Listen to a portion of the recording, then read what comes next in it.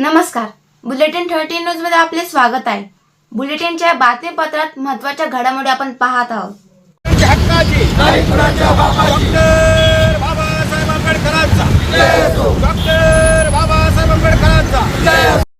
नमस्कार, बुलेटिन 13 न्यूजवर एक महत्त्वाची विशेष बातमी पाहत आहोत। बातमी आहे आंदोलनासंदर्भातली।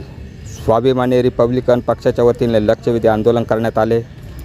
पक्षाचे नाशिक जिल्हा अध्यक्ष महेंद्र पगारे यांच्या नेतृत्वाखाली येवला विंचूर चौक पुलावर डॉक्टर बाबासाहेब आंबेडकर स्मारकासमोर घोषणाबाजी करण्यात आली। दरम्यान संबंधित अधिकाऱ्यांना विविध मागण्यांचे निवेदन देण्यात आले। बुलेटिन 13 न्यूजसाठी विलास कांबळे, येवला। अशाच बातम्यांचे नवीन अपडेट जाणून घेण्यासाठी बुलेटिन 13 न्यूज मराठी चॅनलला सबस्क्राइब करा व लाईक करा।